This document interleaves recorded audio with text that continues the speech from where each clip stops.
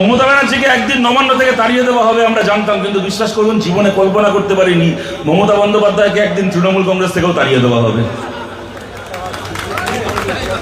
গত 15 বছরে যখনই কথা বলেছে আমাদেরকে শুনতে, বিশেষ করে গত 5 বছর যখন আমাদের কোনো বিধায়ক ছিল না বিধানসভায়, যখন প্রশ্ন করেছি, যখন কোনো সরকারের সমালোচনা করেছি, কোনো বিষয়ে কোনো প্রশ্ন তুলেছি, ওদের কোনো দুর্নীতিকে চ্যালেঞ্জ করেছি, প্রত্যেকবার একটা কথা শুনতে হয়েছে, কি সিপিআইএম তোমার কথার উত্তর কেন দেবো? তোমার হাতে কজন বিধায়ক আছে? তোমার হাতে কজন বিধায়ক আছে যে তোমার কথার উত্তর দেব? আজকে মমতা ব্যানার্জি আমরা আপনাকে জিজ্ঞেস করছি, আপনার হাতে এখন কজন বিধায়ক আছে? আপনার হাতে এখন কজন এমপি আছে? আগে তৃণমূল বলতে আমরা বুঝতাম চটি চাটা, আমরা বলতাম তৃণমূল কংগ্রেসকে চটি চাটা। এখন দেখবেন বিধানসভায় দুটো তৃণমূল হয়েছে। একটা তৃণমূলের নেতা কুণাল ঘোষ, ওরা চটি চাটা, আর একটা তৃণমূলের নেতা ঋতব্রত ব্যানার্জি, ওরা বালিশ চাটা। এখন দেখবেন মমতা বন্দ্যোপাধ্যায় আমাদের কি ফেসবুকে ভিডিও করছে, আরে এরা পার্টি হয়েছে। একদিন আমাদেরকে বলতো সিপিএম তো মাঠে নেই, ময়দানে নেই, সিপিএম খালি আদালতে আছে আর ফেসবুকে আছে, সোশ্যাল মিডিয়ায় আছে। এখন এই পার্টিটার অবস্থা দেখুন, পিসি ভাইপো এখন ঘরে বসে ফেসবুক করছে, নাহলে আদালতে ছুটছে, আর সিপিআইএম লাল পতাকা নিয়ে রাস্তায় দাঁড়িয়ে আছে, শ্রমিক মহল্লায় দাঁড়িয়ে আছে, হকারের দোকানের সামনে দাঁড়িয়ে আছে, সমাবেশের ময়দানে দাঁড়িয়ে আছে। মমতা ব্যানার্জি ভিডিও করে বলছেন যে ওকে আমি সিপিএম ওকে তাড়িয়ে দিয়েছিল, ঠিক করেছিল, আমি সিপিএমকে সমর্থন করছি। একদিন পরে বুঝতে পারছি সিপিএম ঠিক করেছিল ওকে পার্টি থেকে তাড়িয়ে দিয়ে, আমি ওকে আশ্রয় দিয়ে ভুল করেছিলাম। আপনি আজকে বলছেন ওকে আমি সুযোগ দিয়েছিলাম, ও আমার সঙ্গে বেইমানি করলো। আপনি কিসের সুযোগ দিয়েছিলেন মমতা ব্যানার্জি? সিপিএম ওকে কোন অপরাধের জন্য দাঁড়িয়েছিল? কোন রাজনৈতিক প্রশ্নে কোনো মতের অমিল হয়েছিল বলে তো নয়। সিপিআইএম কেন দাঁড়িয়েছিল? একাধিক মহিলা যার বিরুদ্ধে এমনকি একজন ধর্ষণের অভিযোগ করেছিল, সিপিআইএম ধর্ষণের অভিযোগ পেয়ে একটা ধর্ষককে তাড়িয়েছিল। মমতা ব্যানার্জি আপনি সুযোগ দেওয়ার কথা বলছেন, আপনি কাকে সুযোগ দিয়েছেন?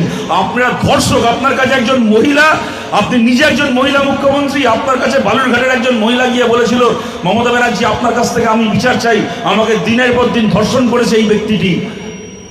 একজন মহিলা ধর্ষিতা হয়ে আপনার কাছে বিচার চেয়েছিল, আপনি তাকে বিচার দেননি, আপনি ধর্ষককে আপনার দলে আশ্রয় দিয়েছিলেন। আর তারপরে যখন আরজি করের আন্দোলন চলছে, ধর্ষকদের শাস্তি পেয়ে গোটা বাংলা উত্তাল, আপনার নিজের দলের এমপি জহর সরকার তিনি বললেন যে না, এরকম অবস্থায় আজকে আমার নিজের পরিবার আছে, আমার নিজের ঘরে মহিলারা রয়েছে, আমার স্ত্রী আছে, আমার সন্তান রয়েছে, এই পার্টিকে সবাই ধর্ষকদের পার্টি বলছে, গোটা বাংলা এখন আরজি করের বিচার চাইছে।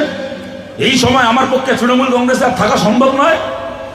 ধর্ষণ কাণ্ডের প্রতিবাদ করে জহর সরকার তার এমপি পদ থেকে ইস্তফা দিলেন। আপনি মমতা ব্যানার্জি গোটা বাংলা যখন ধর্ষকদের বিচারের দাবিতে উত্তাল, আপনি সেই সময় দাঁড়িয়ে একজন ধর্ষককে আপনি পশ্চিমবাংলা থেকে রাজ্যসভার এমপি করে বাড়ালেন। এই হচ্ছেন আপনি মমতা ব্যানার্জি। আর এখন বলছেন যে আমার সঙ্গে বেইমানি। কি বেইমানি হয়েছে আপনার সঙ্গে? বেইমানি তো হয়েছে বাংলার মানুষের সঙ্গে।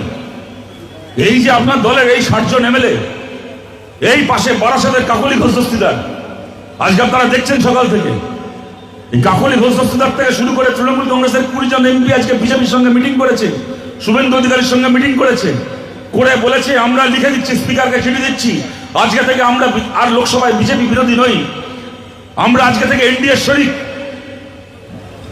বেইমানি তো হলো সেই সমস্ত সাধারণ মানুষের সঙ্গে, যে সাধারণ মানুষগুলোর কাছে আপনি মমতা ব্যানার্জি, অভিষেক ব্যানার্জি আপনারা ভোটের আগে গিয়ে বলেছিলেন সিপিআইএমকে ভোট দেবে না, আইএসএফকে ভোট দেবে না, কংগ্রেসকে ভোট দেবে না, ফরওয়ার্ড ব্লককে ভোট দেবে না, এরা সবাই বিজেপির দালাল।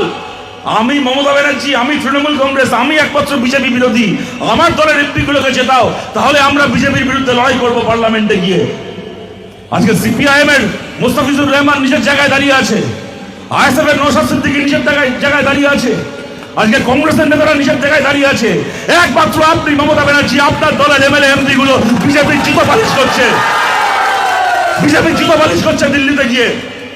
বেইমানি তো হলো সেই সমস্ত সাধারণ মানুষের সঙ্গে, যে মানুষগুলোর ভোটে এরা জিতে, বিজেপি বিরোধী মানুষ এদেরকে ভোট দিয়েছিল, বিজেপি বিরোধী মানুষের ভোটে জিতে এরা গিয়ে এখন বিজেপিকে মুচলেখা লিখে দিচ্ছে।